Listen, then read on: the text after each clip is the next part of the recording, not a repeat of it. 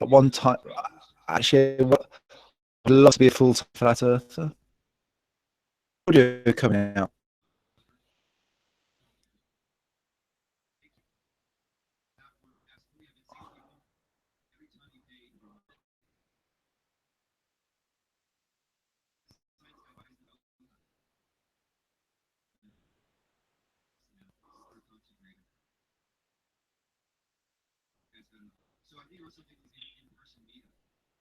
It does sound a bit funny coming through the other side.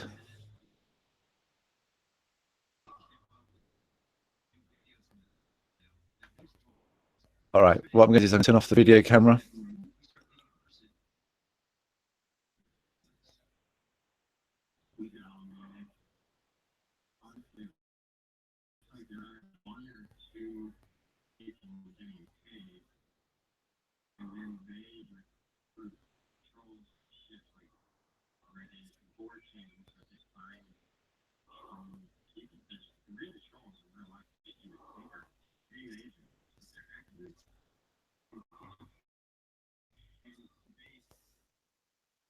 Hey, Jogan.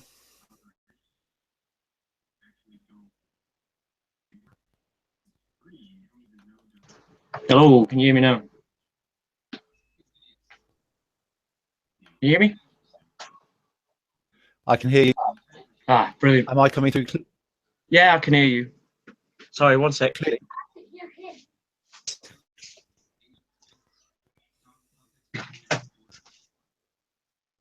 Oh, there we go.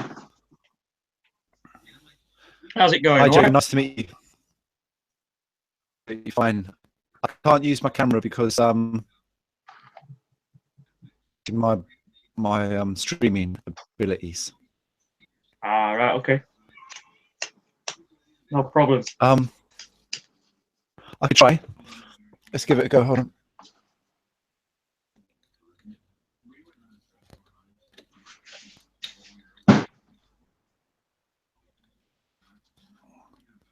All right, hold on a second. Are you in England? Yes, I'm in the northwest, near Burnley. I don't know if you've heard of Burnley, near Manchester, basically. I know Burnley. Yeah, I'm just sort of north of Burnley, basically, 60 miles from Blackpool.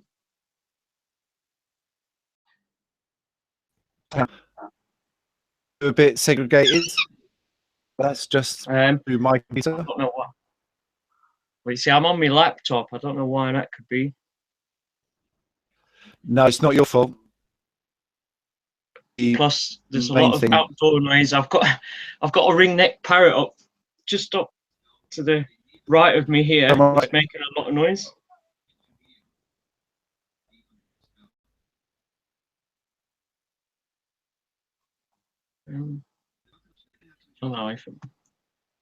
Don't know. Is that any easier? Yeah, let's do it like that. That's cool. Yes. Is that easier for you?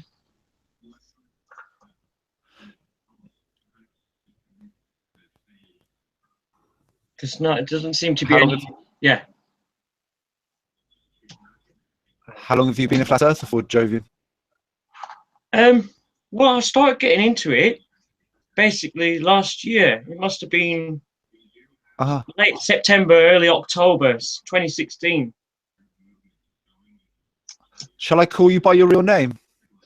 It would help, but my son's name's Jovian. If you start saying Jovian, he might come in. I just thought I'd check. So you're called Ian, and I'm James. Lee. No, Lee. L-E-E, Lee. Oh, sorry. Sorry. What did I say? Yeah, you said Ian. Sorry. That's probably my brain just not working properly. Yeah, so it was last September. Yeah. It's late last year, really. Basically, I was just watching YouTube, as you do, and all of a sudden, this video popped up. Oh, I think it might have been one of Eric Dubai's, or it might have been one of Jeranism's videos, or even Flat Earth Assholes videos. Anyway, either one of them. As soon as I watched it, I thought, wait, that actually makes perfect sense. So I thought, right, I'll go and have a look at a few more Yeah. videos. Yeah. Brilliant. And it ended up just getting into it, and I haven't looked back since. Brilliant. That's what it's like. We all feel the same way, and that's so when we meet trolls, we just know that they haven't been on this journey, and then and their energy, or rather their intentions and everything, are just all. They haven't been on this roller coaster journey. They're doing something else. Yes, and like I said yesterday, it was funny because I wore my Earth is Flat Research It t-shirt off Russian vids, and I got ridiculed. This is just like mates that I know quite well at work that I've known for a few years, and Yeah. they just seem to ridicule it and not bother looking into it, rather than just At this, yeah, at this point, I mean, you've done a gallant job wearing it to work. I hope you can handle that.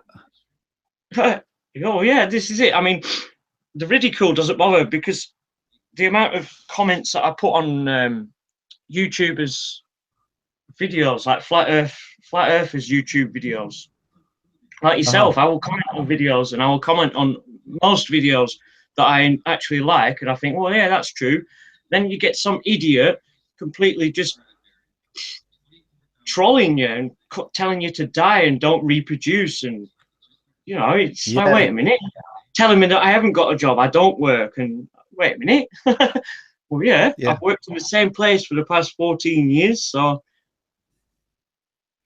good. And so it's one of those things that we have to sort of laugh with the people about it and not take it too seriously, right? oh, definitely. I don't take it to heart if they say, oh no, you're stupid. There's no point, because otherwise it would just depress you, and I don't feel like getting depressed what other people think. There's no point. That's it, because we've been on this journey and we've become happier because of this. More self-aware. Mm. So I can't comprehend why people can't understand that. Open your eyes, just have a look at what we're looking at. And then I get people saying, oh, so you think the sun's circling around parallel to the earth? Well, yeah, just have to look at it. You just have to observe it doing that. That's all it does. You see that every day. Yeah, the same route.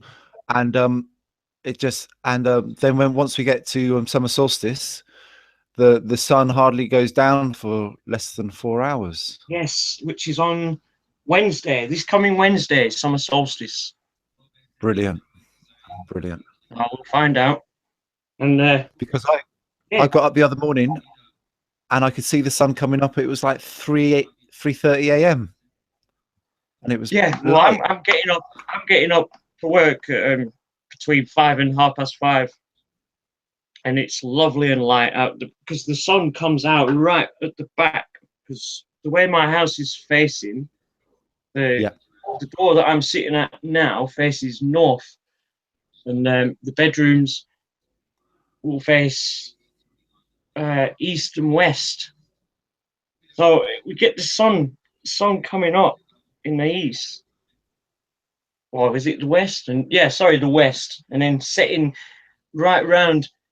But what I've noticed though with the seasons, people keep going on about the seasons and the sun coming up and down and going around.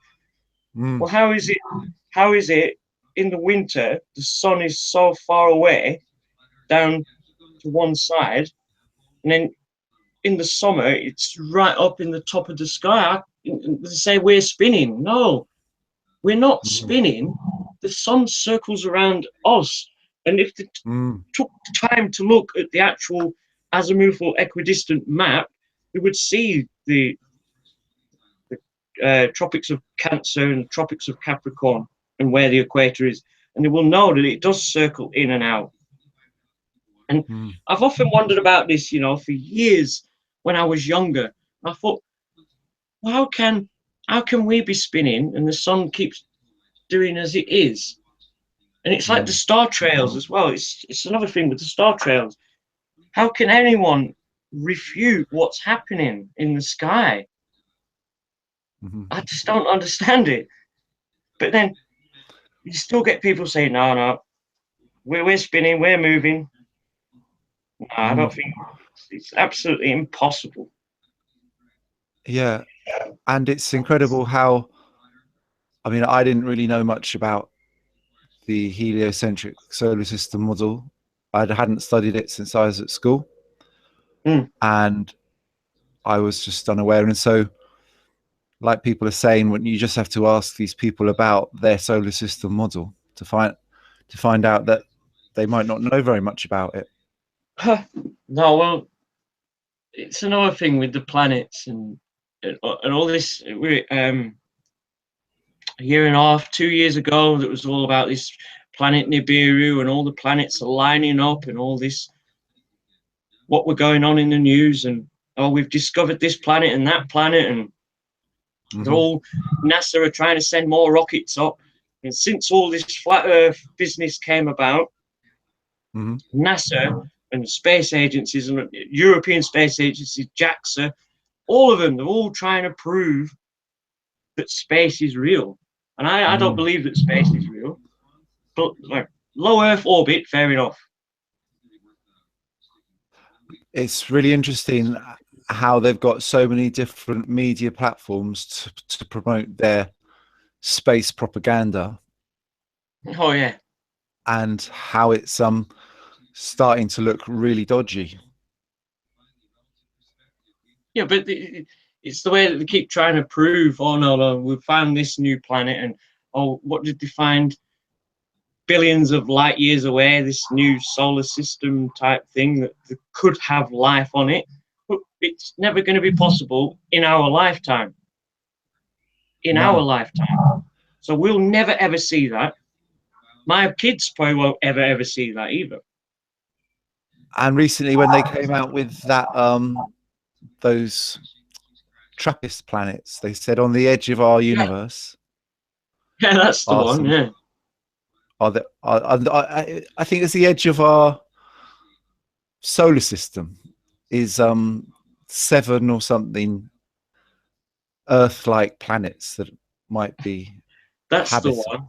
Yeah, that's the one. It was in the news not so long back, wasn't it? That was a classic. That really was a classic. Yeah. And for people to, I think at this point, the main normal people will just accept it. They won't question it, but they won't look into it for more than they're shown about it. It's kind of it's all the indoctrination of years gone by, I think, James. Yeah.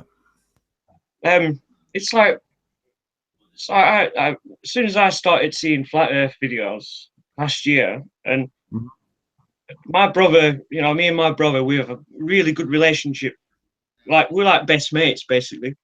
And it was one night I went over because he's living with my mom at the minute. I went over and I said to him, "Oh, just have a look at these videos on YouTube." So we put YouTube on, and I started showing him a few flat Earth videos, and he was the same as me.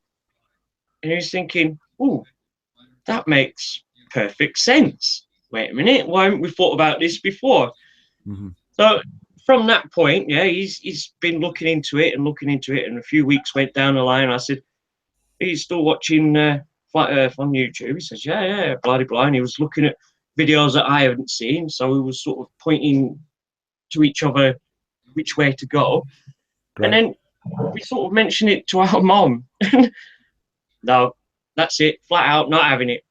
Not having it. No, we don't. What shape? What does it matter what shape the Earth is? What does it matter if it's square, round, triangular?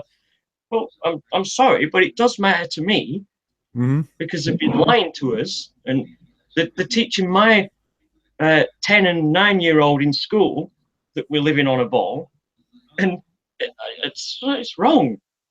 Wait a minute, if all these people, and it's not just in England, it's not just America, it's all over this flat plane that people are starting to question it. It's huge. At the moment, it's bigger than what people think. at the minute is a lot bigger than what people really do think. If you're not plugged And into you the see, internet, if you're not plugged yes, into the because of the internet, internet. yeah, But then then you look that's on mainstream news, there's nothing. no, not yet anyway, because I think this is a forgotten secret. I think even some of the people in power and some of the people running things, Yes. they haven't been needed to be told to carry on. It's not like the sooner the flat earth had been forgotten by these ruling families, you know, they didn't need to pass on the secret. Almost, it kind of like has been buried. It has been buried. And that's sometimes the way I look at it. It's just like it's the forgotten secret. Was it So up to, you don't need to know about it. up to 500 years ago, they knew the world was flat. Mm. Simple as. And when I talk to people in the street about that, what I do is I mention, you know, they told us about it, didn't they, at school? Yep. But then they didn't teach us any of the history. But considering it had been fact previous to 500 years ago, previous to the 1500s, exactly, because you would have thought there would be a big history lesson about it, not just a paragraph and a laugh. We're telling you in school, oh, they used to think the world was flat, but then they learned that it was round and it was a ball. Wait a minute, what about the history of the flat Earth? There must be there must be loads of history on the flat Earth, which there is. There's books, countless old books that people have actually read, and this is how they come about their experiences with the flat Earth. Mm. Have you come across Flatwater, the channel? Flatwater Channel? No. Mm. He did an incredible job. He came out of the army in America. Yeah. And I think he was just surfing the internet and he found out about the earth being flat. Then he started to narrate lots of books. And just to do, he started to do research on a military level, like, you know, plugged in, doing it day and night. And if he's got a few YouTube channels, a few backup channels. Yeah. But he has narrated lots of these books that are out there, and he's done an incredible job. Right, yeah, I see what you mean. So rather than people reading them, he's narrated them, so you can just listen to what he's saying. Yeah. And he's found some really good books as well, and some really great literature. So much so that I just accept it for being there, and I haven't really looked into it any further. But I know he's been working hard at it. And I've kind of got to the point where I've just kind of accepted it's flat, and I'm looking for my own niche within it and stuff like that. And I'm just like looking to survive within it now. Like I'd like to become a full-time flat earther somehow, but I don't look at the new sort of evidence that comes out. I listen to Glowbusters and I watch a few videos, but I can't be sitting around finding out that the earth is flat because I already know it's flat. But, yes. You know what I mean?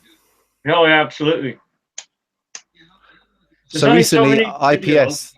Go ahead, mate. There's only so many videos you can watch about the same fact that they keep coming out with. You have to find or keep looking into new reasons.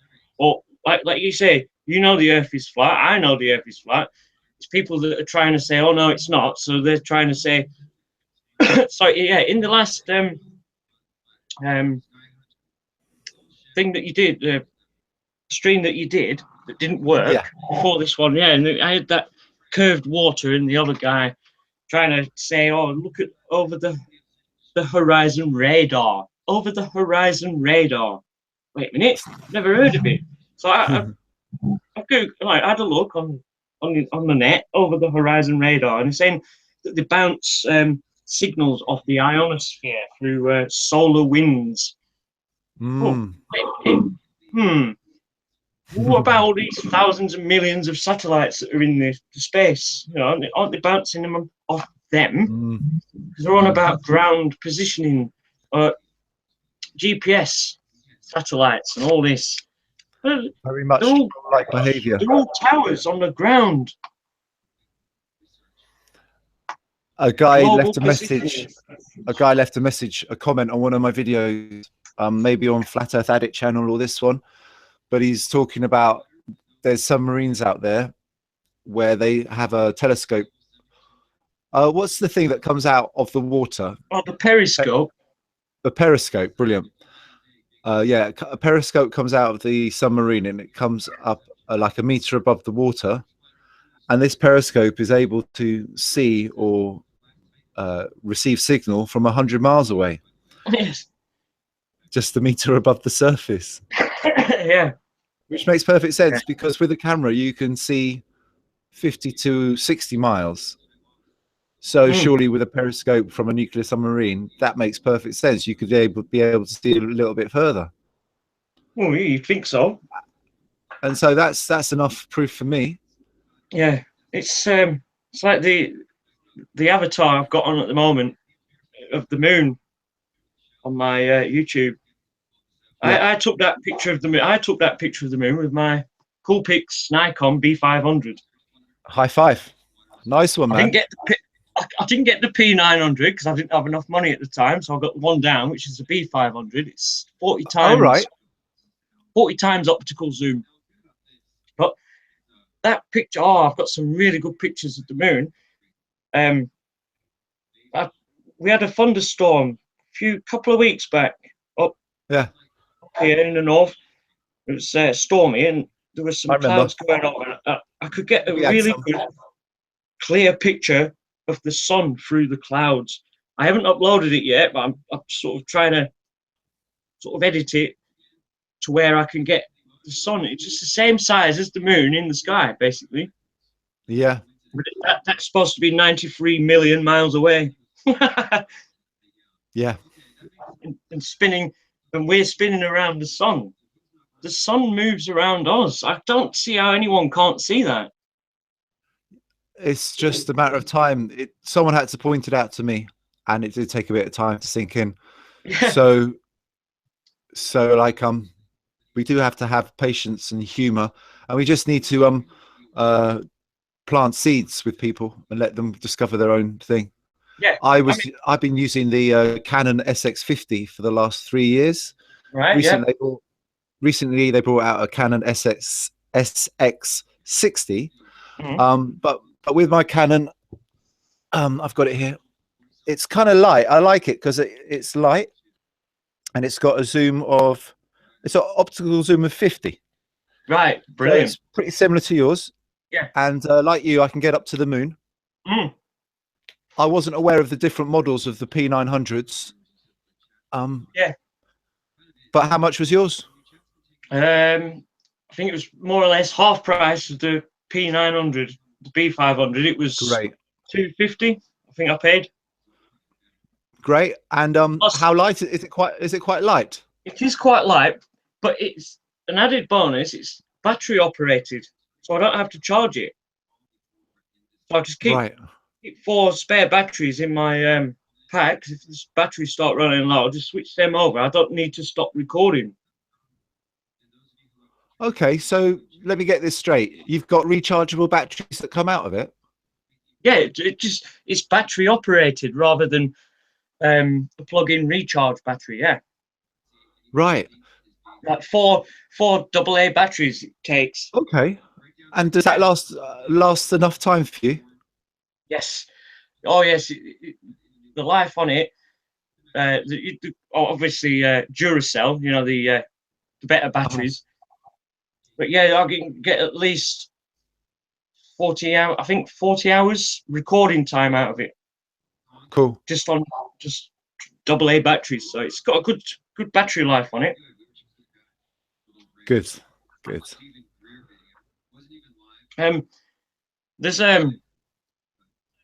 There's actually a hill. It's quite a large incline of a hill called Pendle Hill. Um, have you ever Yeah. heard of the Pendle Witches? Never. Never. Just have a quick look on your internet. Yeah, Yeah, I'll use my Google. phone now. All right, yeah, just Google Pendle Hill, which is in Lancashire.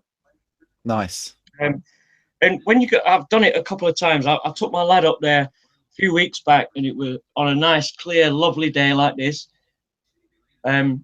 Just to get up to the top, because you can actually see the coast. When you get to the top of Pendle Hill, we're about 60 miles from the coast, and you can see Blackpool Tower from the top of that hill. And I was thinking, wait a minute, I was trying to get the elevation of the hill in relation to the distance to the coast to see how much curvature there were. But thinking about that, James, you can still see the horizon at eye level. Yeah. And people say to me, oh no, the horizon doesn't go to your eye level, and this curve, you can see the curve from so many thousand feet and blah blah blah and whatnot. You can't. There is no curvature.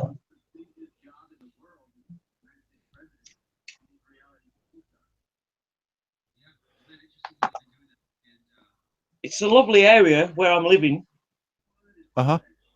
Nice and hilly. Not like London. I was born in Durham, and my family's from Sunderland.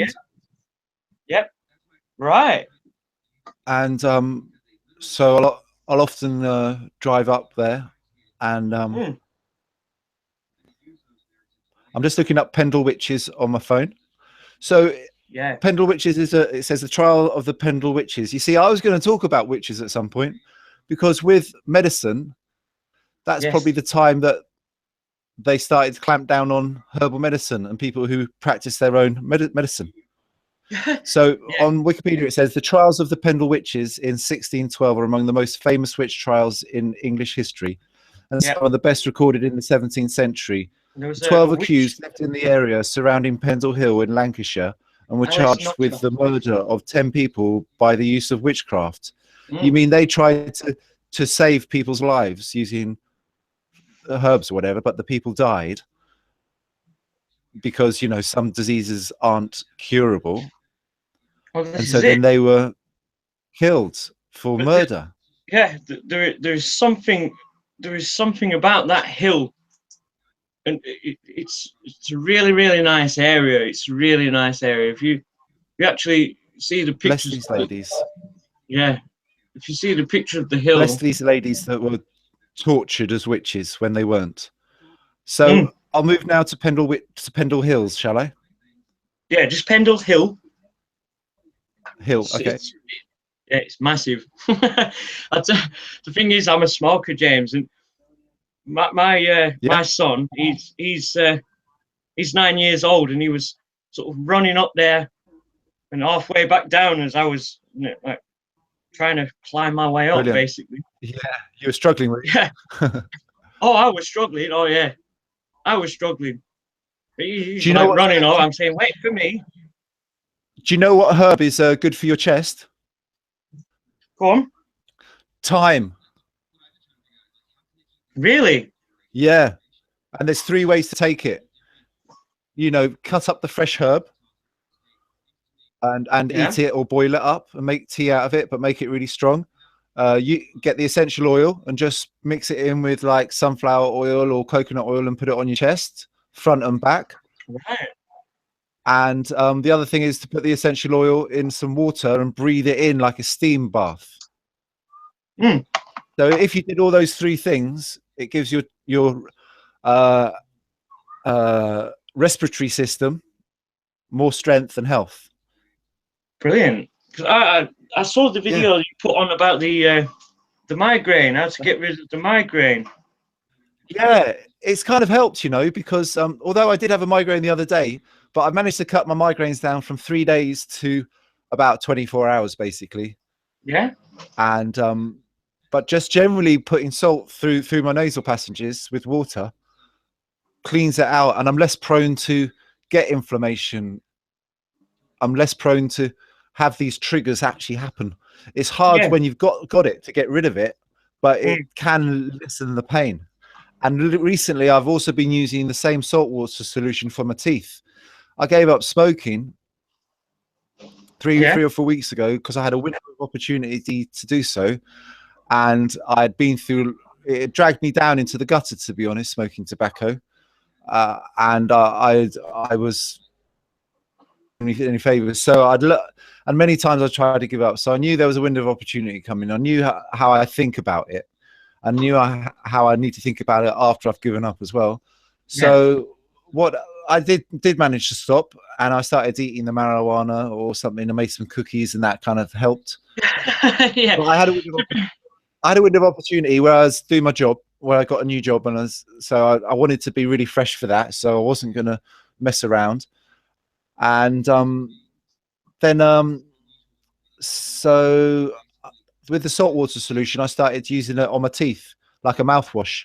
But the first time you make the salt water as strong as you can, dilute as much salt as you can into the water, and then put it in your mouth, right? See how long you can keep this salt water in your mouth before your teeth before you stop to go well, no, you won't start going sick. What you'll start doing is your teeth will start, it's a bit like an electrical feeling. Like because what happens is the minerals in the salt get absorbed by your teeth, and the gums start absorbing the salt and minerals too. So basically my teeth have stopped wobbling and my gums have started to grow back again, and my teeth have gone a different kind of shade of white. And I think this is all down to the salt water giving minerals back to my mouth and my gums and cleaning everything out. And also I've been using bentonite clay, but that's another story really. So that's salt water and how useful it is for your teeth. Yeah, that might be useful, that, to be honest, James, because obviously being a smoker and just being a lazy cunt, my teeth aren't the cleanest. You're not a lazy cunt, are you? Well, I think it's because you've been walking 557 meters up Pendle Hill with your son. Nice job, mate. Yeah, but it's just in other ways. Obviously, I mean, I do smoke marijuana, as a lot of people do. Yeah, everyone's doing it, man. And yeah, everyone does it. But obviously, it's like you say, the tobacco. It's the tobacco that makes everything worse. It really is. I've started with the old e-cig vaping. I'm trying to vape more rather than smoking cigarettes or smoking tobacco and rolling cigarettes. And how's that going? It is. It's all right, but I find I'm coughing more with the e-cigs for some reason. I need to find a lower dose, I think, of nicotine for it at the minute. I wasn't willing to try e-cigs because it was a whole new setup. It was there's no proof on them. There's no proof of it's better for you or anything. I know there was I don't know if you've seen ODD's video about smoking or vaping. No, I'll have a look at it. Yeah, ODD put a video on about smoking versus vaping, because he's gone to vaping, and he actually put a link on of a scientist of all people doing a test on filter tips. The differences between filter tips ain't good. Yeah, the difference between a normal 20 or 40 actuations on a cigarette and the state of the filter tip compared to an e-cig. And the actual cigarette filter tip, when it sucked all the actuations in, it were black. It were absolutely literally black on one end. When he put the from the e-cig on the same machine to do the same 20, 40 like smoking actuations, it was absolutely clear. Nothing. So, but it isn't absolute concrete proof, is it? But it's saying that it could be a bit better for you than an actual cigarette that stains your teeth. Yeah, because we know how damaging and how fucked up tobacco is. So it can't be worse than that shit. It's the same as coffee. I drink a lot of coffee. That stains your teeth. Mhm. Yeah. Have you tried using bicarbonate of soda to brush your teeth with? No, I know Oh, I that's should do. magic. It's in a lot of It's cheap as toothpaste, isn't it? shit. It's cheap Yeah, chips and it's magic as well. it is in And you can toothpaste, use isn't that if it? you've got a hangover. You can stick a spoonful in a glass of water, and it neutralizes everything. Especially if you have it before you go to bed. It might make you Yeah. sick the next. Yeah, you might want to puke, but puking's good if you got if you Oh drunk yeah. too If much you as well. this is it. If you feel like that, you need to get it out of your system. That's what your body's trying to tell you. Yeah, yeah. Even with a migraine, I'm sometimes puking up, but like I don't. Anyway, the reason I had my recent migraine was because I had cycled over London, and when I got to London, it was Saturday morning. It was like 10 o'clock. Mm. I'd worked all week. It was my extra day of work. I felt, and I had a coffee. When I got there, I had a espresso, Right. and I didn't need an espresso. I needed water, so that gave me a headache. Um, Yeah. but It's then actually, my point is, next day I puked up, and all that evening I puked up, and so it was a stomach thing as well as a headache. But well done for approaching your tobacco situation. yeah. There's definitely get more on the e-cig and find a lower dose and liquid. and the only way I could really do it was through having something else to do with my time and knowing the tricks that nicotine plays on the brain. Because the nicotine was saying to me, "Oh, you enjoy me every morning. Yeah, you You need one. you Yeah. you need one, and you haven't got anything else to do. I am your thing." Yeah, it's Because automatic. It's an automatic. Right, what am I going to do? I'm going to get up. I'm going to make a coffee or a cup of tea, and I'm going to roll a cigarette. and what would you do without it? There's Exactly. Yeah. and It that's is. it's a It's all in mental. the head. It's Yeah. all in the head. Everything like that. It's the same as anything. It's all mind control. So I was having chest pains right in the front of my chest, and like I said, my back tooth was wobbling, and my gums were receding. Um, I was getting little orange fingers. My mum noticed I had a little orange finger bit, and she was pointed it out, and it was hardly nothing, right? But Oh she yes. noticed a slightly orange tip to one of my fingers, Mm. and but it was keeping me high when I was low. It was keeping me high when I didn't have anything to do, when I was out of employment looking for an opportunities. So it kind of served a purpose, but it wasn't going to. It was damaging me at the same time, and I knew I could only use it temporarily again. Yeah. I It's prefer marijuana to it, and I'll eat marijuana any day compared to smoking it with yeah. tobacco. Well, my mum.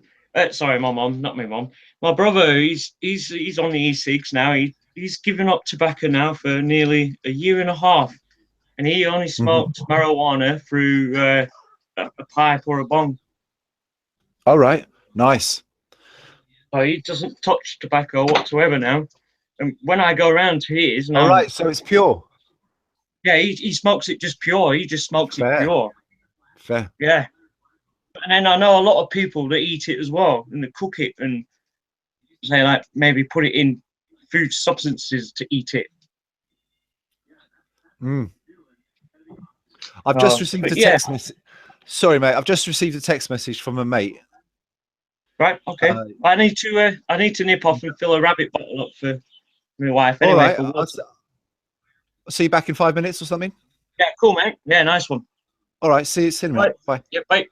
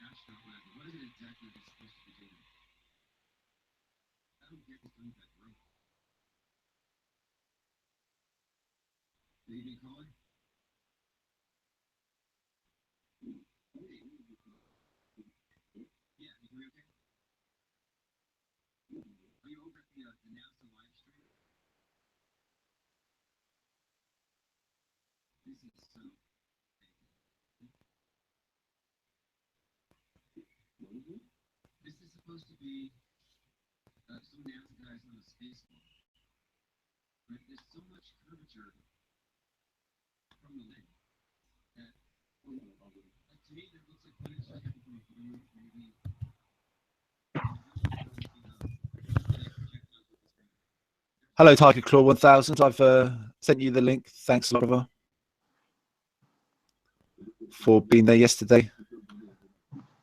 Yeah, I set up the Hangout, and then I went and I was out, and I had about 2 or 3 hours later, some guy was talking about lots of globe evidence and all this stuff. And I sort of did a shout out on Twitter for someone to jump in because I was busy. Anyway, I think it was Tiger Claw 1000 who came along to the rescue and just put the guy straight. Tiger Claw's in the chat.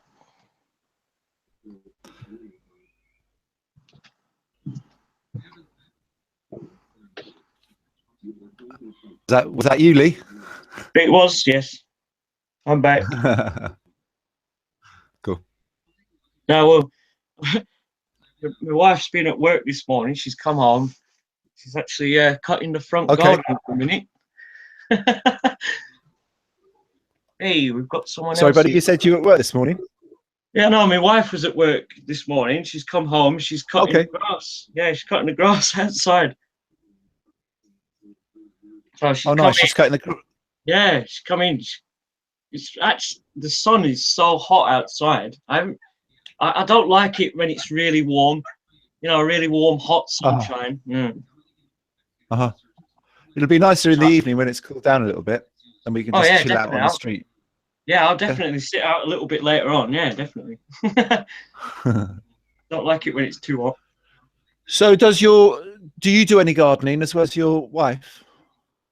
Now, well, we've got basically a front lawn, side lawn, and that's about it. We just bit of a climbing frame and a slide and swings for the kids. That's about it. But no, I don't. Cool. God, no, I'm not really green-fingered, apart from smoking the herb. Yeah. Well, it's nice that you got a place for your kids to play and all that. I haven't got a garden. I've just got a flat. Oh, I know. Yeah. Living in London, you haven't got a lot of space anywhere apart from parks. Yeah, I was going to get an allotment over in Finchley, but it's about £200 a year, I think. Some of the allotments are a lot cheaper because they run on older contracts. Like if you've had an allotment for 10 or 20 years, you're paying about 20 or 30 quid. Yeah. And that's the ones you want to get. You want to get them passed down to you or passed on to you. Well, yeah, but I mean, I think the new contracts are £200. To look actually to get a bit of land in London is hard enough. definitely. So I've done a bit of guerrilla gardening where I've found sort of some public space that isn't being looked after, and I've gone and looked after it. Oh, brilliant. Yeah, that's been nice, and the community have noticed as well. People who there's a little walkway through a little estate up to the high street near me, and people walk to work through there, and I've had people comment on their way to work that they really like it and stuff. So little positive patches. Yeah, brilliant. Nice. So your wife's just cut the grass. Can you smell it? Was it long enough to like smell the grass being cut? Yes. Oh, yeah. Yeah, I could smell it. I've closed the door. I love the smell of it. It's quite that. It was that long. It's getting overpowering now. Great. That's what I like. That's one of Yeah. the nicest smells about Yeah. cut grass. Well, I was born in Edmonton. Oh, in London. Yeah. Okay, that's I just was up the born road. in the North Middlesex Hospital. Mm. I lived in Tottenham Mm. for 2 years of my young life. When I was born in 1980, I lived in Tottenham for 2 years, and when I was 2 years old, I moved up here to a town called Colne, which is in the borough of Pendle, basically near Burnley. So is I've that lived spelled there. C-O-L-E? Colne, yeah. Oh, N-E, clone. Colne. Col, yeah, Colne. Okay. Colne. I think C-O-L-N-E. I think you were very lucky to move up there from Tottenham because you've got more countryside out there.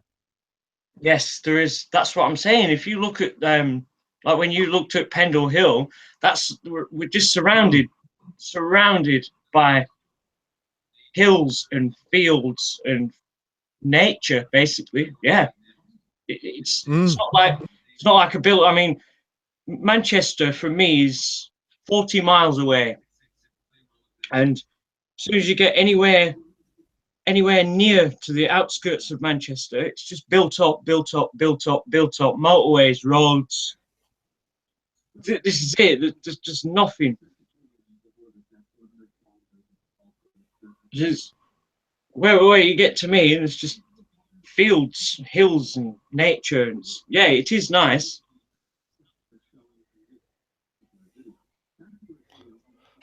The only reason we're up here is because my dad was an arse, and my mum just left him. But we had family up here, so we ended up in the north. And being a 2-year-old, not a lot I could have done about it. So I still think the earth is flat. Where were you just before you found out the earth was flat in terms of research? Nowhere. I sort of just stumbled across it that one day, to be honest, James. And it sort of just convinced me that one day, and that was it. I thought, no, I'm gonna have to look into this more and more and more. Whereas I've seen people putting videos on saying that they tried to debunk the flat Earth rather than just believing it. I've always thought growing up that we can't live on a spinning ball. It's the fact that when you're a child and you think, we're told we're living on a ball, but then Australia is underneath us. How can that be? How can people be underneath, upside down? Oh, but they're not upside down. It's gravity. It's that famous slogan, I became a flat earther because I tried to debunk flat earth. Yes. But I've never thought of it like that. I've always thought, wait a minute, we can't, no. It's the fact that they're standing upside down in Australia or in China or on the side of the ball. Yeah.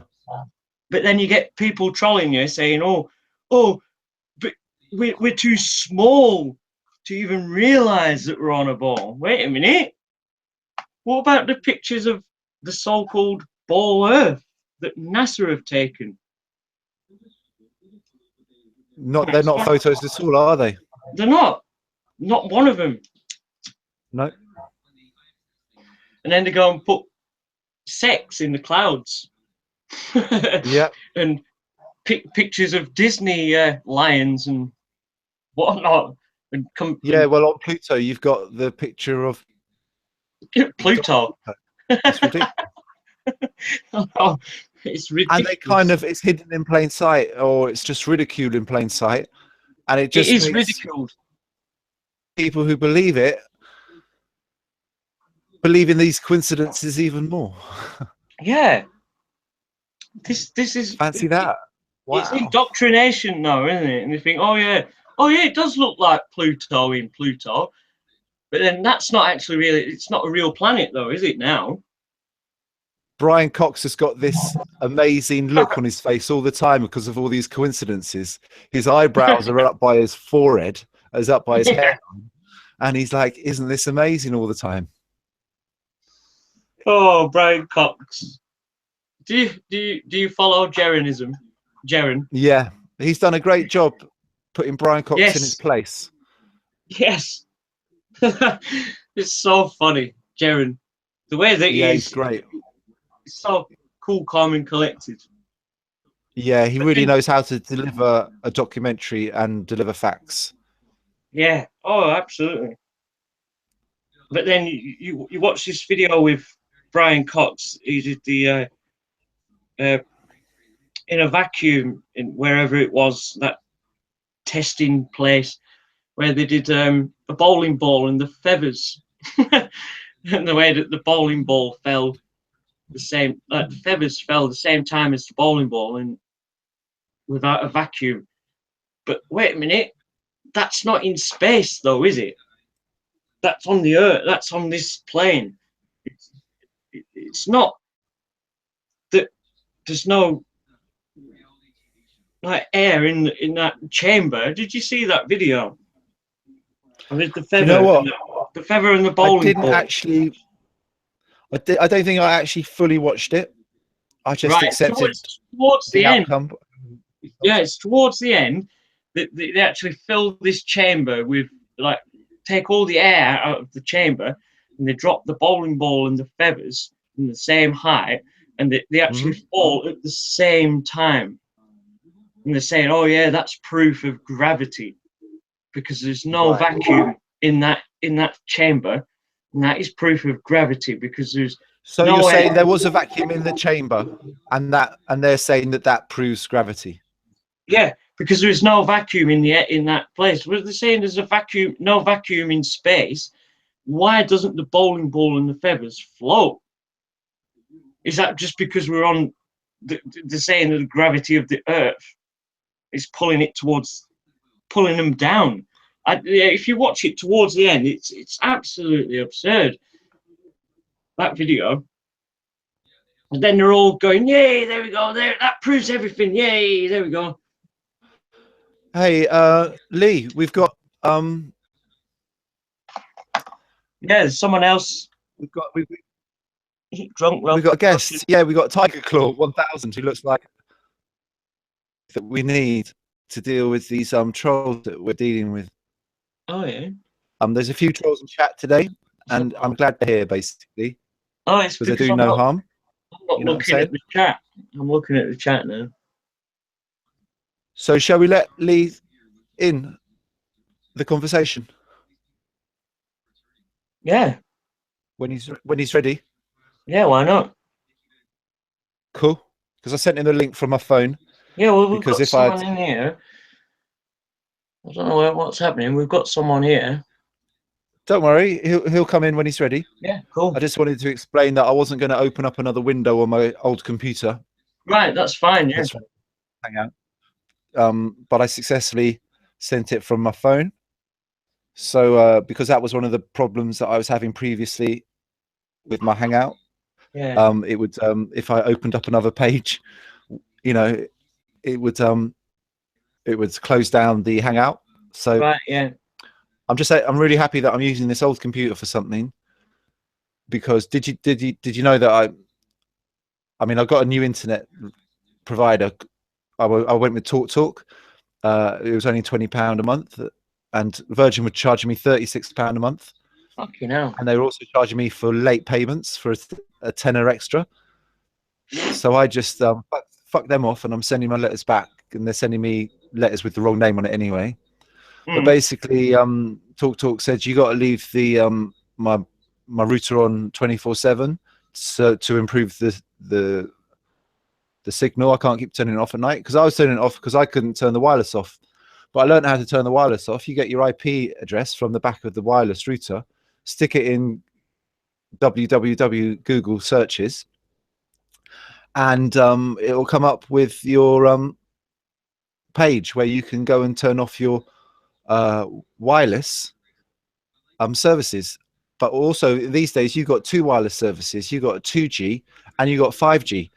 2G is a frequency that sort of kids' toys play at, apparently, and 5G is for a stronger signal if you're broadcasting to a big house, for example. So a lot of people can actually go into their wireless service and turn off the 5G and still get a pretty good signal from the 2G. Did you know about that? No, I didn't actually. Cool. I didn't know about that until, because I was picking up loads of people's other signals, and it was saying, but they were coming up with the same IP address, and it was saying 2G, and then another one was 5G. So I kind of put two and two together and realized that there was a load of people having 5G activated. When you're in a small place, you don't need it. You just need 2G. Right. But basically, as soon as I managed to turn off my wireless completely, I just feel a lot better. And I did start to notice it on and off. So I'm living in quite a Wi-Fi free zone. Yeah. There we go. I had to get that out. Sorry, I was going for it. But like when I'm in a hangout, it's going to be recorded for future notice for people to listen to in the future. So I just got to like get the information out as best I know it, so it can help other people. Like I was talking about the salt water earlier. Oh yeah, that definitely. I would try that. I would give it a go, definitely. Well, mate, what I found was when I was smoking at the same time, it's no good to do the salt water and then have a smoke.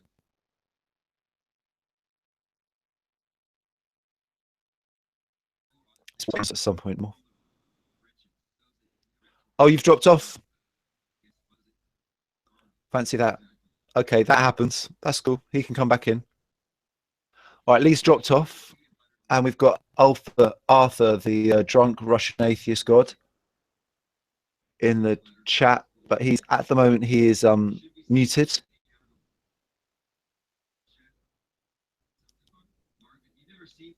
I think Lee's just pulled the cable out or something. It's cool. Not to worry, brother.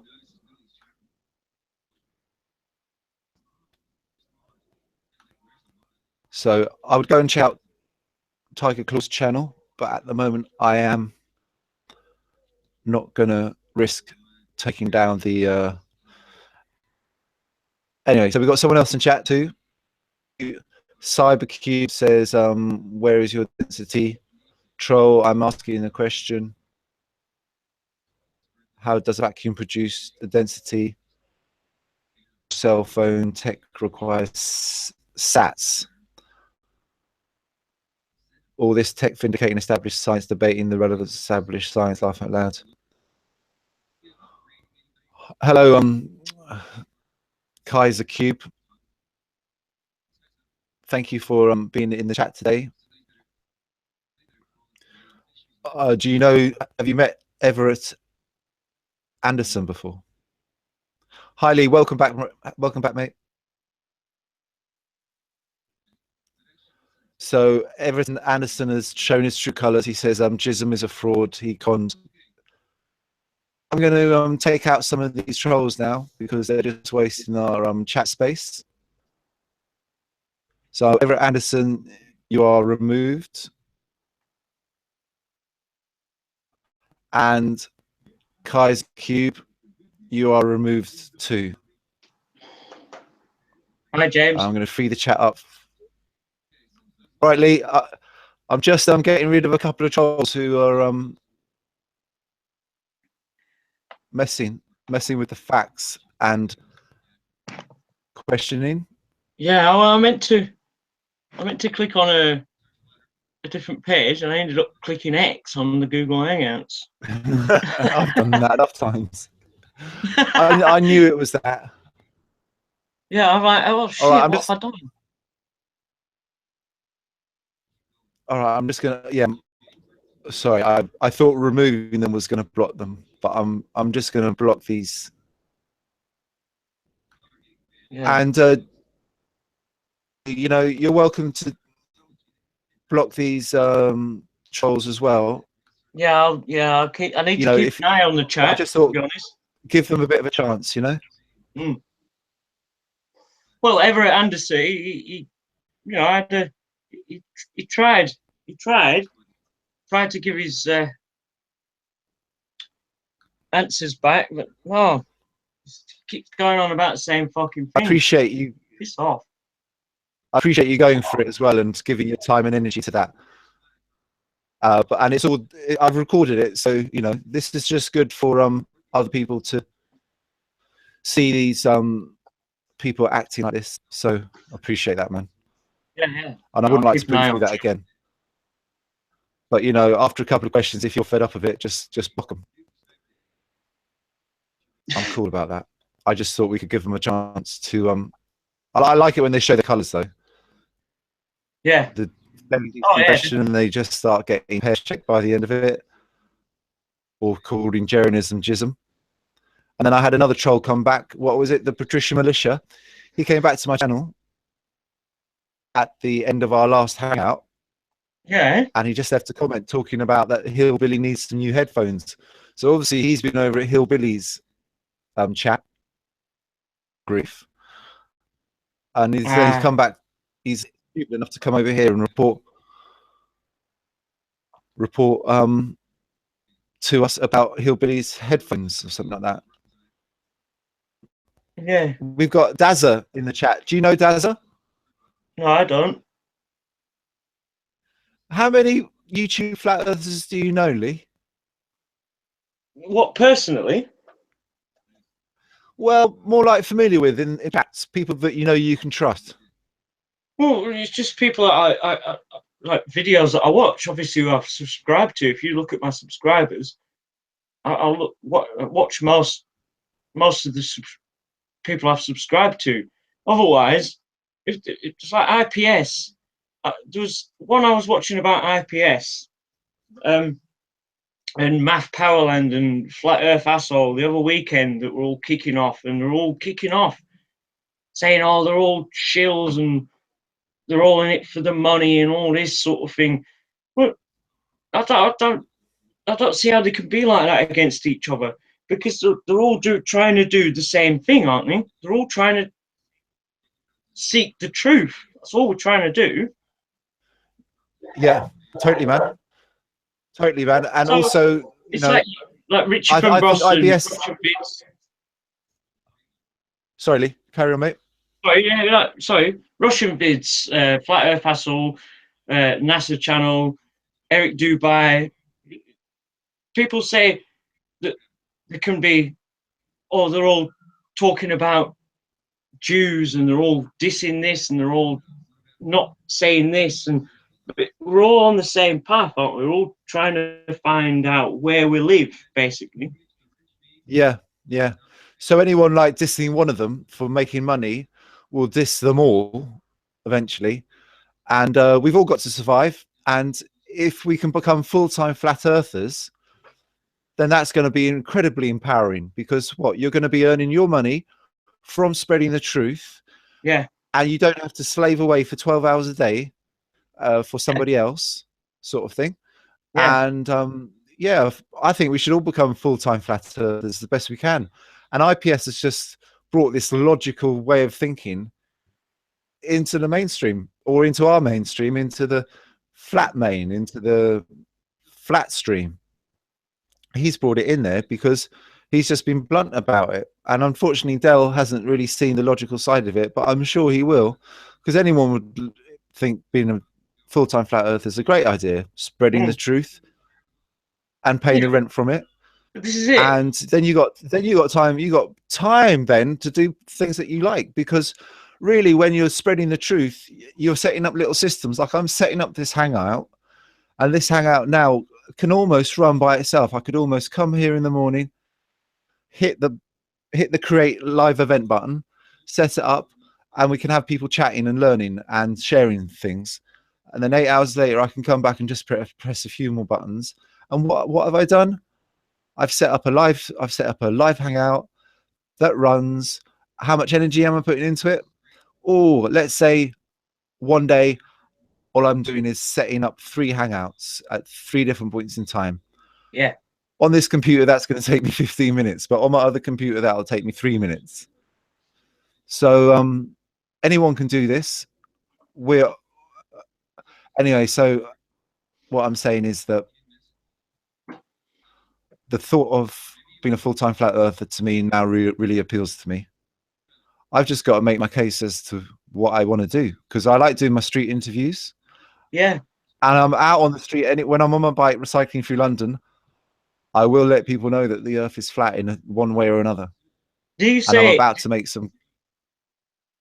Do you say it? Do you actually just like, as you say, for example, you're riding on your bike through London, would you actually just say, oh, did you know the earth is flat? Yeah. Right. If I'm at the lights and there's someone next to me on a bike, I'll let them know. You know, on YouTube for the last 2 years, they've been talking about the earth being flat. Or just if I'm stopped somewhere and someone's there, and I'm happy to smile at them and say hello, but also I'm even more thrilled about telling them that the earth is flat. So that's one way I do it. And the other one is if I see students in a group or school children in a group, and they're being walked through town by their tutor or whatever, I'll just mention to some of them, I'll just go, "Oi, the earth's flat, tell your mates." And they might laugh and they might tell their mates, "Oi, that guy told us the earth was flat." Ha ha ha. Yeah. But then once still getting it out they're there. all talking about it, they might talk about it for the rest of the day. And all I've done is gone, "Oi, tell your mate, oi, the earth's flat, tell your mates," or something like that. And but then I'm gone. I'm on my bike and I've disappeared. But once you know how far your voice can actually travel in public, it's quite interesting, because when I'm approaching people on the bike, if I'm like 5 meters away, I've been singing in the street when I've been cycling across London, because London's been pretty depressed recently, especially on a Monday. And lots of things have happened recently to make people just not be in a happy zone.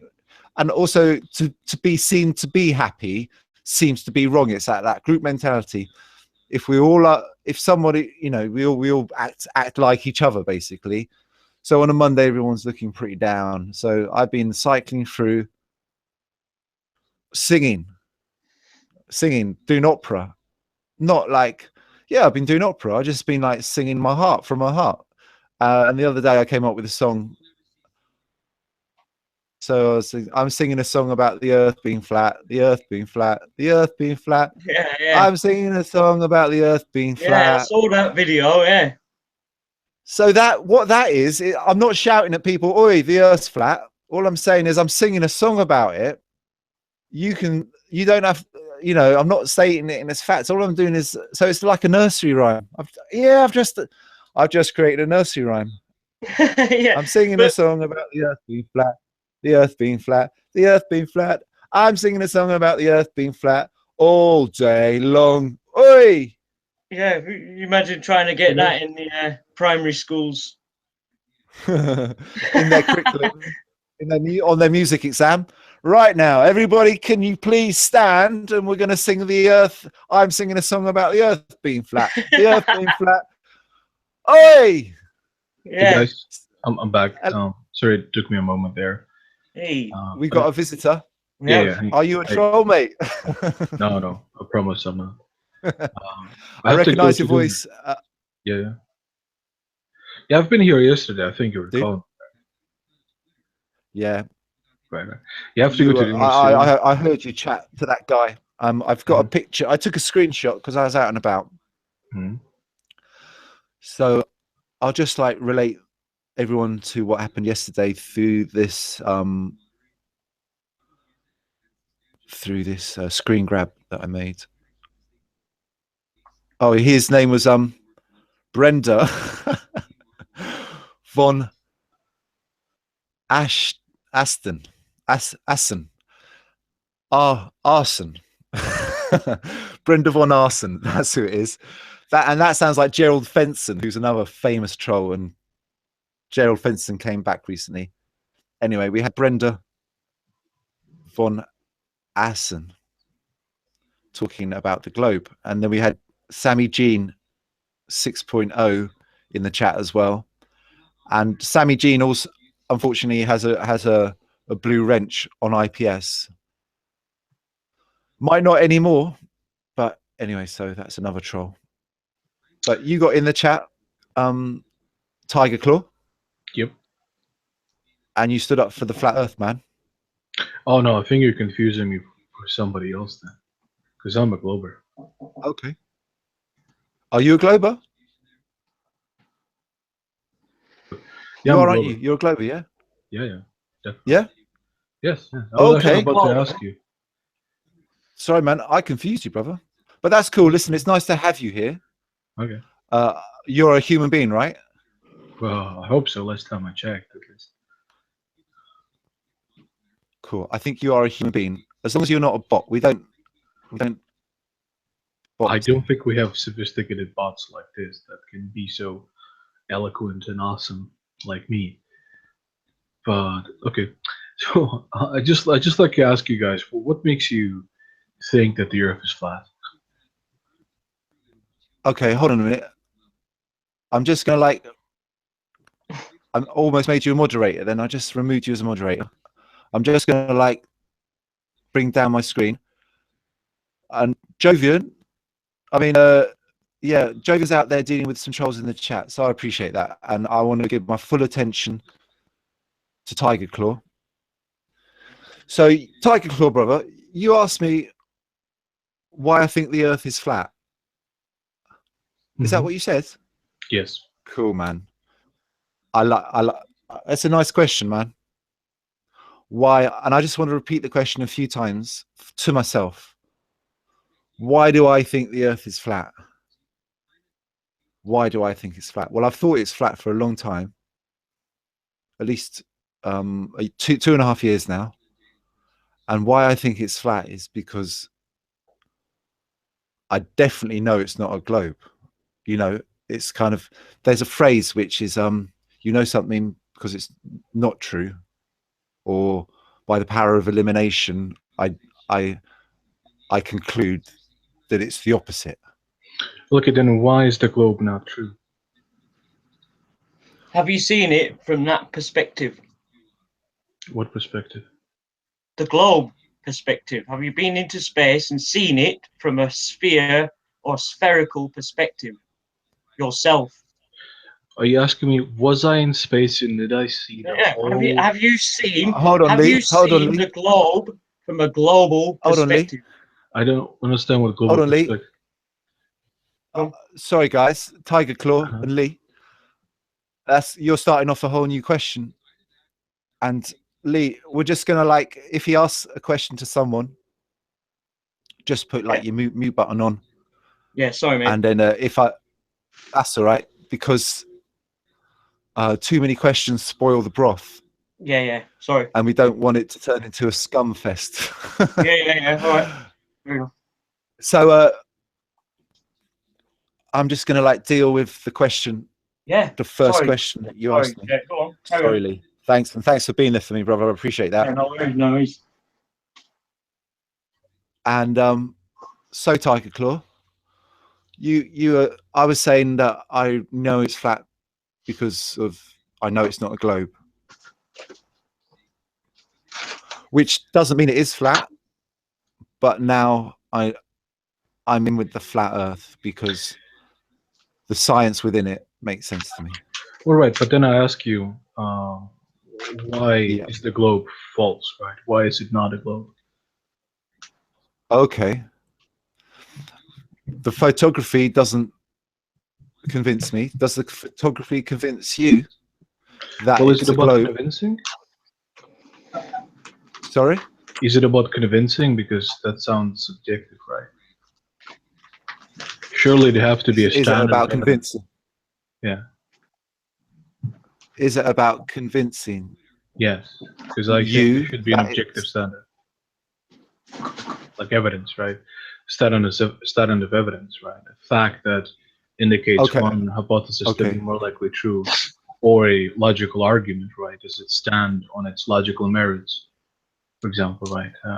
Because people can be convinced of very bad arguments or no arguments at all, right? So saying that Well, the the thing globe is, right, didn't you're talking about is not argument really saying a bit like when you're in a relationship with a girl or whoever, talking about the relationship. And as soon as you start talking about the relationship, for me, that's always the end of the relationship. So you've just But, started to talk about something about the questioning. but we're And not talking about did a you say relationship with another human being, right? We're talking about a objective fact about a reality, right? And we have tools objective to facts about discern, the reality? yes, the shape of the thing that we live on, right? Thing that we That's live not, on. yeah, that's not like a question of personal sort of interaction with a human being, right? Where we do Uh-huh. listen to our feelings and intuitions, right? Which is subjective. Yeah. But when it comes to claims about Right. objective reality, like for example, whether or not somebody murdered somebody, whether or not this works or this doesn't work, we try to go to objective evidence, right, or logic, because that is a Hold on better a minute. tool. Okay. You're having a conversation with a working class man here, and you've obviously got like some sort of university degree behind you. So I need you to keep the chat a little bit more basic. Well, What what I'm I did saying is that ask we you would. was, Okay, go ahead. yeah, go on. Try me again, because else you're just confusing me and we're Sure. going to have to finish the conversation early. Well, what I'm saying is that when we're talking about claims about objective reality, right, about whether or not it's raining outside, we usually humans go by, reasoning, right, logic. We do not say, well, I feel like it's raining outside somewhere, right? So therefore it is. No, we say, okay, what's the evidence that it's raining, right? Do we see some indication that it's raining outside, right? We go by evidence and objective sort of logic, right? Argumentation, right? It's my drift. Hello. Yeah. Okay. Well, you're not really resonating with me at the moment, and I don't really get you. I just don't get it. Well, okay, simply, It's- I'm asking, what's do your you- reason for thinking that the globe Earth is false? Right? Why is the Earth not a globe? Okay. So hold on. You just what's my reason for my belief that it's not a globe? Yeah. Yeah. Cool. That's a really nice, easy question. What's my belief that makes me see that it's not a globe? What's my belief? Well, my belief is in what I can see and and the information I can gather. You pick up not one fact and one bit of something that you would call evidence, but you pick up many of them. And then that just establishes your belief, right? When you have lots of things pointing in the same direction. And also when you've been searching for truth for however amount of time, you get a feeling inside you that makes you feel good and alive, man, when you realize that when you feel this truth happening around you and inside your head. Do you ever get that, man? Oh yeah, sure. But when did you come across the flat earth? Oh, different sources.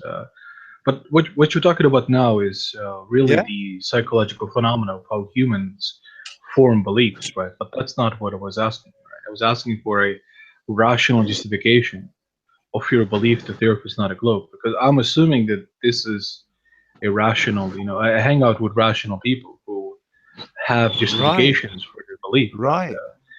Right. Good. So if that's the case, if I'm in this hangout and you claim to be such a person, then and you make the claim that the Earth is not a globe, what is your reason, right? Not your feeling. Where do you live? Czech Republic. Sorry. Jovian has some background as Jovian. I don't know if you can mute yourself at this moment. Oh, where do you live, mate? Czech Republic. So, how did you find out about flat Earth? You said there were On the several internet. sources. On YouTube. Okay, cool. And so, have you just been trying to debunk it ever since? I don't know if I was trying to debunk it. I was just listening to conversations. Yeah. So you sort of entered the conversation because you don't believe it is flat. You believe in the globe, like we said. Just to Yes. establish that. Yes. Yeah. Cool. And have you made many friends through this belief Through what belief? that you live? Like, how many of your friends still believe we're on a globe? Pretty much all of them. And have you met? And have you met any people online that believe it's a globe like you? Yes, quite a few. Cool, cool. Have they become good friends? Yes. Cool. Well, thank you very much for being on the Hangout today. I really appreciate you bringing in this other point of view. Okay, but I don't think you answered my question, right? Because I asked you what's your rational justification for believing that the Earth is not a globe. Stop. What's my rational what did he say? What's my rational Justification. justification? A reason for your belief, yes. Because you claim A to know it. reason for my belief. Okay, stop. That's the last question.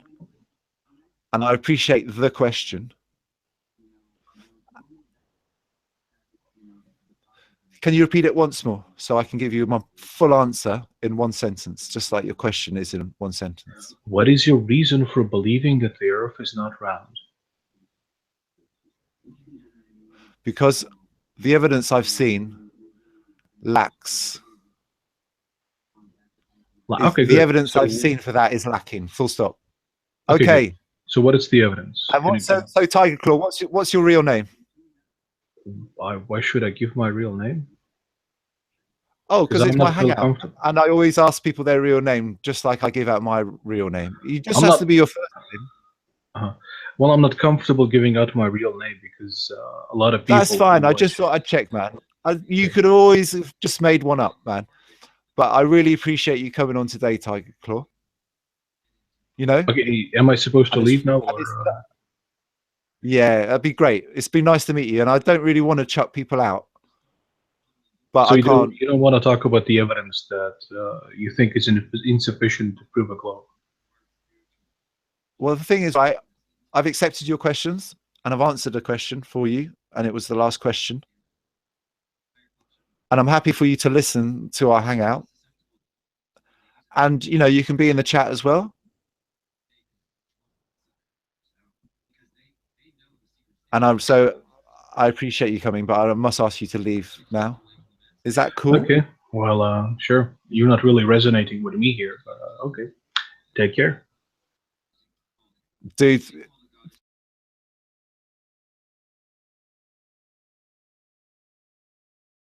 your day today.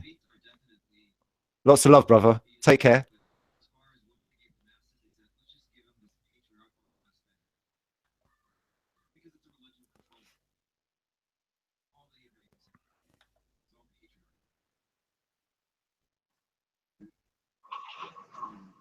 Well, that was interesting. Hello, Lee. All right. All right, mate. Yeah, interesting. Yeah, nice guy. Interesting way. Yeah, nice guy, man. I really Yeah. appreciate him coming on today. No, I just love the way that you just All the way from Czech Republic as well. Nice. I haven't Yeah. met anyone from the Czech Republic recently. Nice well, guy. I've worked with a couple of Czechs.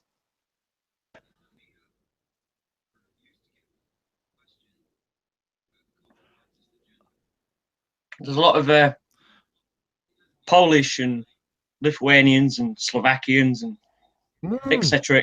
that where I work. Yeah. Okay. And well, I get on with everyone that I meet. And I do. I bet you do. And they've brought a work ethic to this country that was falling away because I suppose through the our change from an industrial sort of nation to sort of more office-based nation, Yeah. we've lost a sort of a traditional work skill, or work skills haven't been passed down to us as well, like the basics, like stone, like masonry, carpentry, things we do with our hands outside and stuff. Those sort of industries were possibly wiped out by mechanical industries. So it's great to have people from Europe here showing, and all the other countries. Like we've got people from Turkey in this area, and they've got incredible restaurants and incredible shops that are open 24/7, selling all the best fruit and veg you could possibly buy. Have you got a Turkish supermarket near you? Turkish? Lee? No, there's Oh, mate, like Polish. right? Oh, well, that's good enough. But the Turkish shops are incredible. Right. They have all their fruit and veg out 24/7, and it's presented looks incredible. Like, and they're everywhere around here, all the way up Green Lanes. I can imagine. And they've been here for 20, 25 years at least, if not longer. And their food's incredible, and they're lovely, and they work really hard. The guys work in their shops. They almost like live there. They go to sleep and they get up and they're in the shop. And when we had the riots in London, it was the Turkish community that stopped the kids smashing the windows, because the Turkish community were like, no, we're not gonna have you fuck up our shop fronts, you bunch of fucking twats. And they stood out there with baseball bats outside in the streets, and the police were like, oh, thank you very much, because the police are, they've got limitations as to what they can do now because of health and safety. It's best just to, like, it's more like damage control, just stand back and watch it happen and deal with the insurance will all pay for it. But the Turkish community weren't having that. They saved it, man. They saved the day. The Turkish community around here, they run things. Everybody runs things. We run things. This government thing is just it's like an imaginary thing. It's just a name on a piece of paper. And people get paid and they do their job. And if the reason they're doing their job is because they're getting paid. And so it's numbers and figures and piece of paper. There's nothing real about it. I was outside David Cameron's house the other day. In Kensington. I was there doing my job, and I had identification to prove I was doing my job. And the police were outside their house and also monitoring the street as well.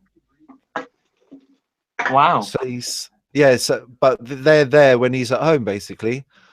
But all the other, I had to call at every door on the street, and all the people on the street, the energy is dark on that street, basically, because they all either live in fear.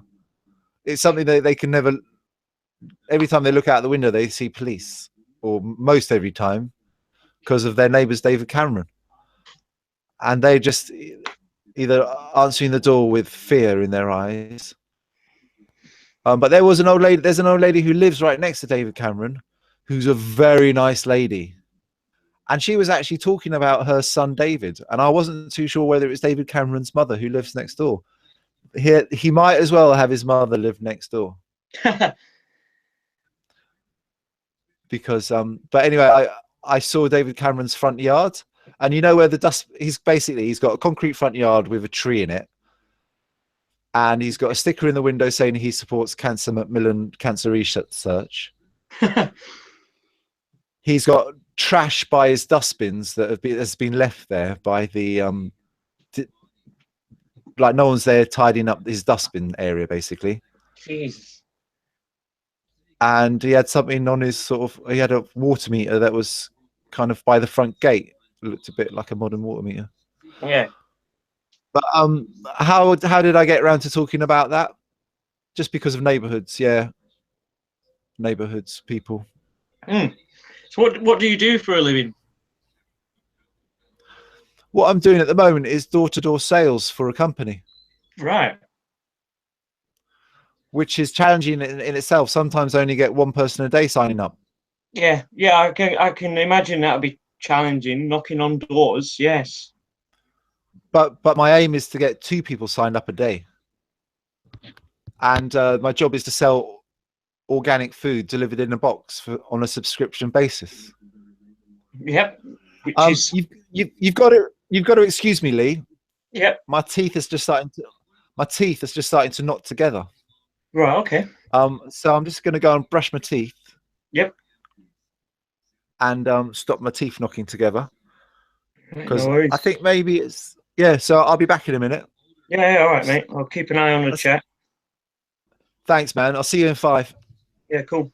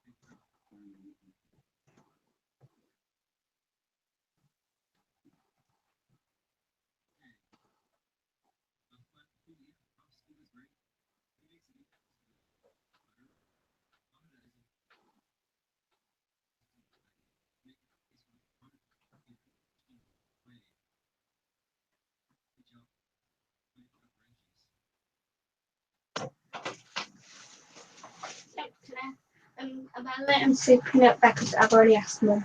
Mm-hmm. And I'm just going to go back.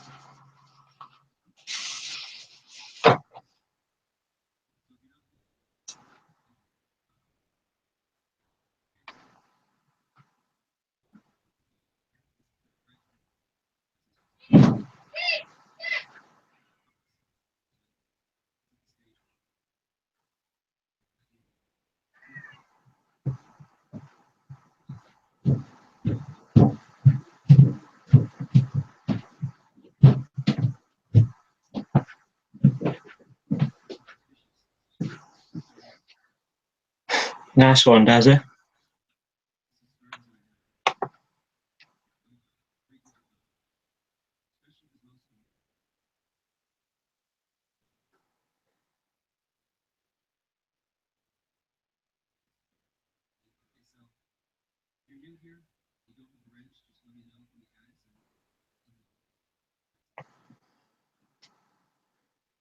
Wait for James to come back.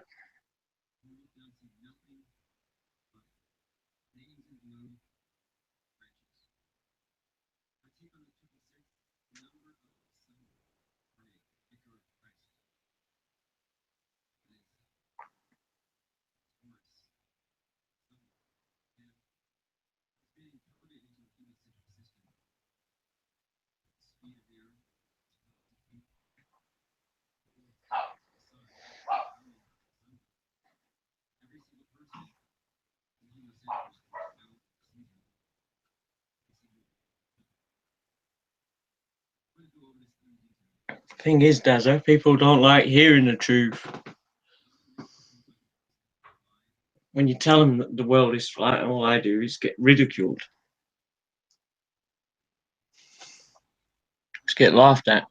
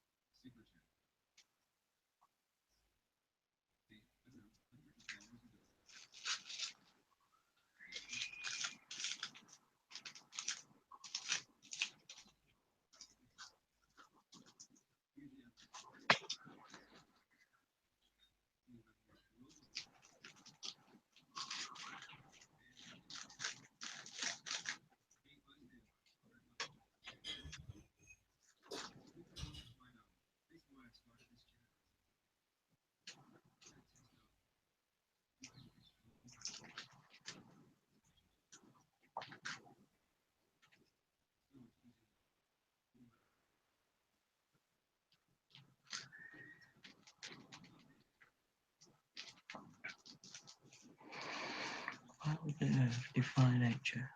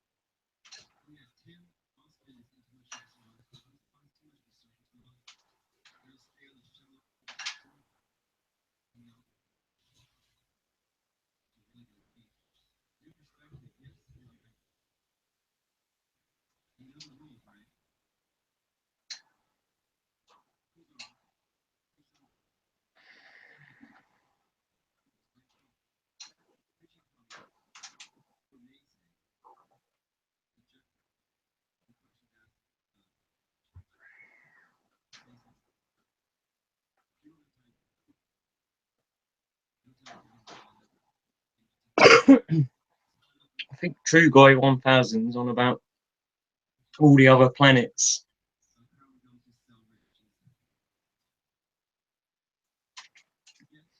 Well, look, all the other planets are round, so the Earth must be round.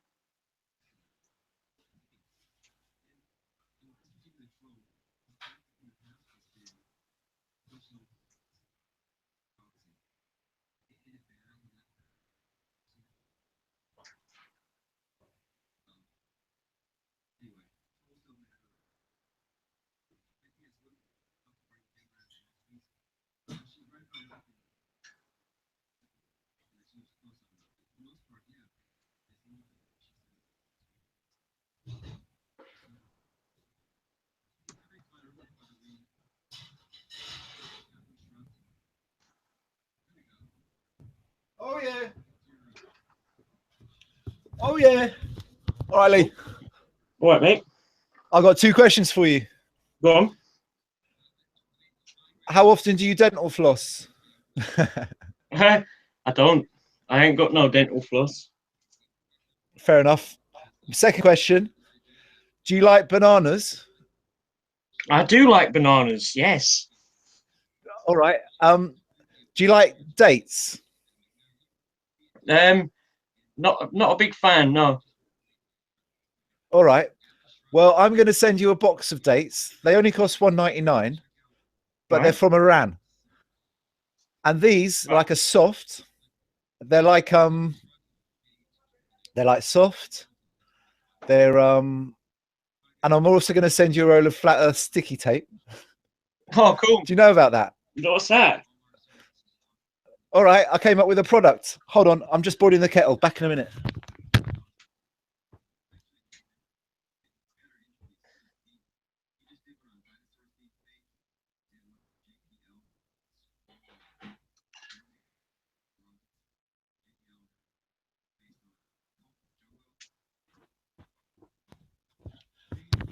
All right, just have a look on eBay. Put up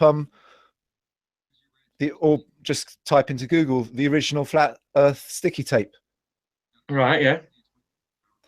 Anyway, that's my product, and I've had it for like 2 years, something like that. Maybe less than that, maybe a year and a half. But I wanted something that I could use to get the word out on the street when I was driving my taxi around without getting paint on my fingers. Oh yeah. So I thought, well, I could design some sticky tape, some packing tape, some duct tape. Yeah, a bit like brown tape. Yeah, that's it. And so I looked up to see what you could get printed on it. And I spoke to a couple of manufacturers, and the one that resonated with me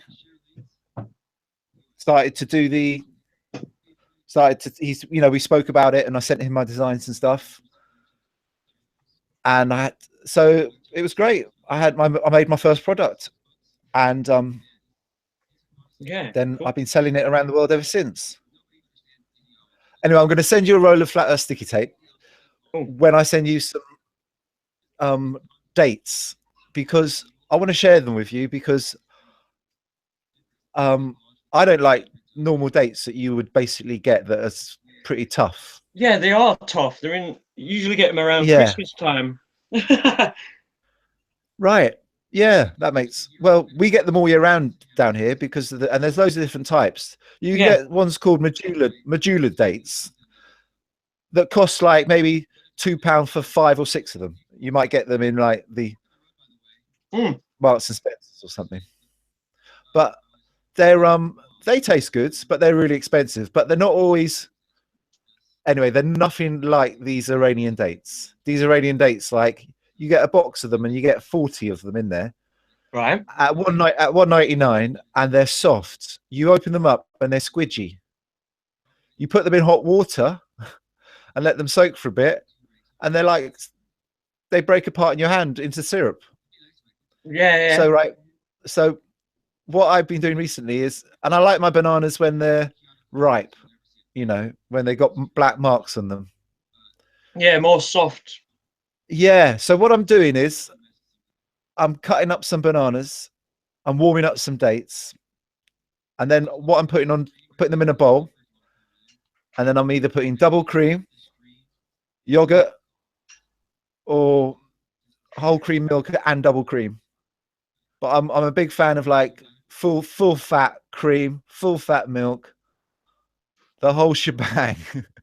So basically, now that I've told you about this experience that I'm having with the dates, the bananas, and the cream, I can't let you not share that experience. So that's why I said, I'll send you some.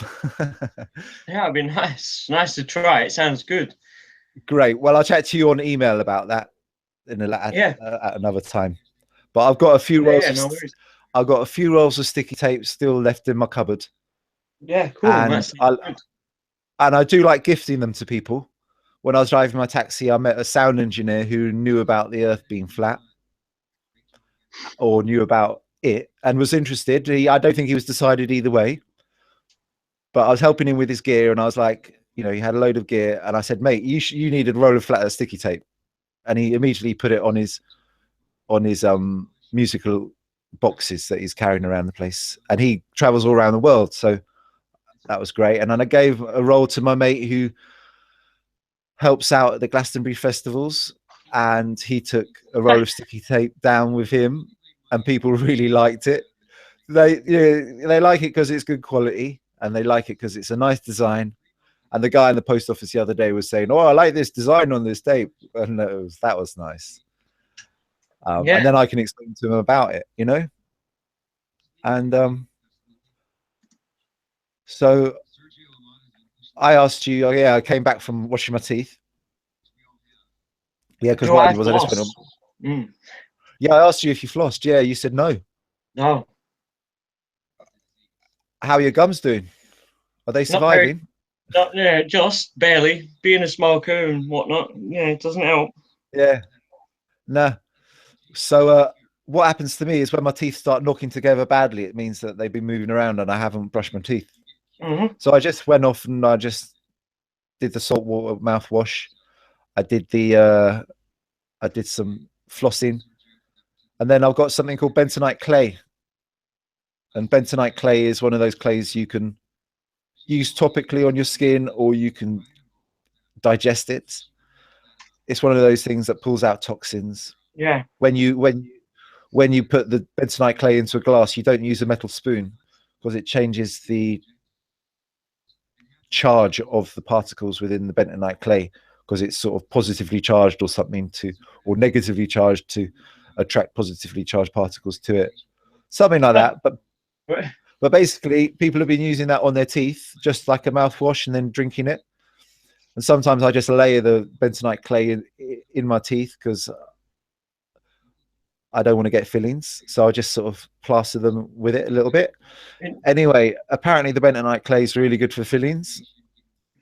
And anyway, so that's just a little brief explanation what I've been doing with my teeth. Well, it obviously works. Yeah, I think it does work. Yeah, and I've heard, you know, when you hear truthers talking about something, it's generally true. And bentonite clay, I knew about it, and they just sell it down the road anyway. Have you got any nice shops near you, like health food shops? Health food shops? Yeah. Not really. Not really. Apart from you mainstream sort of like Holland and Barrett's. Yeah, that's about it. But until you go into like Manchester, it'd be, you know, it's one of them, isn't it? Until you go into the big cities, you don't find any of these health food shops. Yeah. Well, there's a few of them down here, right? In Kentish Town, there's one called Bumblebee. Down near Highbury and Islington, there's one called Mother Earth. And they're all expanding. They're really popular. And all they do is they stock grain, you know, they stock grain in things you can bag up, right? Yeah. And they stock herbs in big jars, stuff you can bag up again. And they sell, and the stuff they sell isn't that expensive. Compared, because normal prices have increased. Because normal prices have increased, the organic produce prices have basically stayed the same. And they're getting more wealthy because people are buying the stuff. So the companies are doing better than they've ever done before. There's this honey I've been buying, and it's from northwest Zambia. It's called tropical honey or something. Yeah. But this is like I think it's like a fair trade thing. They work really closely with the people who climb the trees. But yeah, this honey, everything's fair trade now.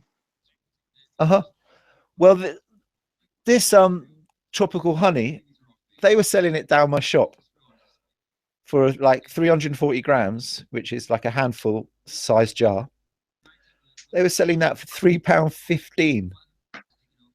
And this is fresh honey from the Zambian tropical jungle. Tastes amazing. They've got two types. They've got the light stuff and the dark stuff that's more liquidy. Yeah. And it's got a strong taste to it. But once you realize that you're eating honey that's come directly from those beautiful flowers in the Zambian jungle. That's something else, man. And they were selling it for £3.15. £3.15 for a jar of honey. In this day and age, it went, and I kept on buying it and buying it and buying it. Eventually, it's gone up in price. It's now £3.99, but still, that's the cheap, and it's actually the cheapest honey they've got down at the shop. They're selling honey in the same for like £8 now in the same size as that. What, So- just a jar of honey? Yeah, because there's some independent makers. There's some independent makers around here, and Yeah. so they do have to keep the price high on it. But they, I suppose, because they have a limited amount of it, if they keep the price high, it's just better for them than to sell it all cheap. I think that's why it's a high price, and it's locally produced. Yeah, and because this shop down the road, they accept, because there's so many people making their own goods these days. They buy off independent people and put their stuff on the shelf, which is what a normal company should do. But you approach anyone like Holland and Barrett, you have to go through the head office, don't you, and all that bullshit. Yeah. It's really up to the manager. So if I was up your way, right, I'd set up a shop where you bag your own stuff from herbs to grain. Yep. And you just got the organic flowers, and you've got the organic pastas best you can, because there's a company called a supplier, you know, I'll remember the name in a minute, but all these good shops that sell all this good produce, they all get delivered from this company, and they come with a recommended price. So you just fill up the shelves with all these goods. People will notice the difference, and the shops will have a nice atmosphere as well. So if I was up your way, I'd just be setting one of these shops up straight away. And it's more of a community hub as well. Because these days, the Turkish shops, like I was saying, they're so good that Tesco's opposite are only getting by because it's a format, and people can just pop in there and pick up sugared donuts or something, and it's a format. They know where everything is. Yeah. When you go into a supermarket, everything's all laid out for you. Where you know it's all you get. Fig rolls have gone up from 40p to 50p in Sainsbury's and Tesco's, but we all know where they are. If I went to down the road to the same place in Tesco's as you are, where you are, you'd find the exact same thing, probably at the exact same price. Yeah, but isn't that funny? It's just different now. Format, isn't it? I mean, I'm a massive Arsenal fan. I don't know if you're a football fan or not. I'm a massive Arsenal fan. I lived in Tottenham for 2 of my young early years, but the rest of my family are all Arsenal fans from London. So I was brought up as an Arsenal fan. So me and my brother was down in Edmonton in January to watch the Arsenal against Burnley, of all teams, because it's the local club to where I am, Burnley Football Club. And when they played Arsenal in January, me and my brother went down. We stopped with some friends that we know down in Edmonton, and we went into a supermarket down there. And it's exactly the same. The supermarkets are all laid out exactly the same as they are. The food prices, and it's ridiculous. The things you can get, like in a different shop, organically, or you go to a local shop and they're all just normal prices, and you're not paying supermarket prices or whatnot. Everything's all different. And you look at organic food, but then you look at prices of food online, and people think, oh no, we don't want to buy my food online because it costs X amount to get delivered. Well, I mean, you're paying to get to the shop or the supermarket, and then you're paying X amount of petrol to get back. So you might as well just order it online, and you know it's going to be fresh and organic and better for you. Yeah. Do you know what? Do you know if you've got a delivery service near you? Say again, sorry. Do you know anyone in your area who has their food delivered? Like only the from fruit, and the supermarket. fruit and veg. Yeah, no, Only just from the supermarket, right? Yeah. All right. There's Well, would you nothing do like me a that around favour? here.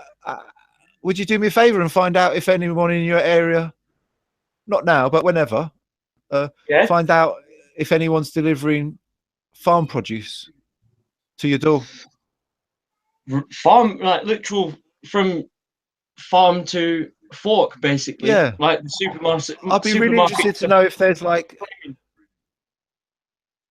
I'd be really interested. It's really interested to know, Lee, if you've got anyone delivering farm produce to your household, or if there's a market, if there's a Saturday or a Sunday market where they're selling that produce.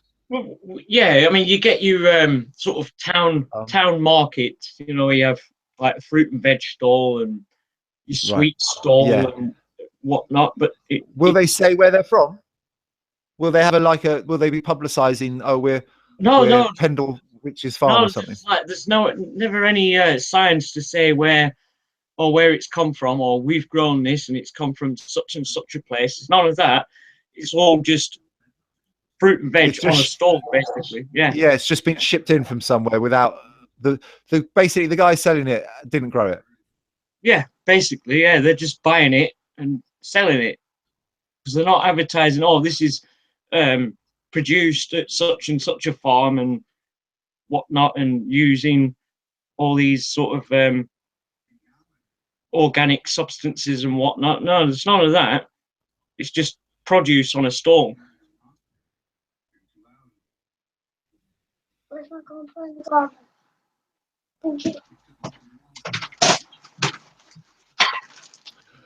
Lee, Yeah.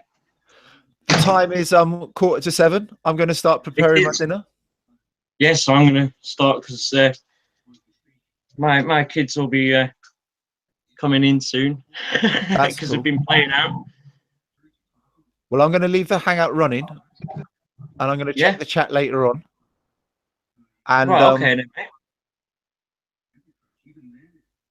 And I'll probably speak to you later on, but I'm just going to go and cook now.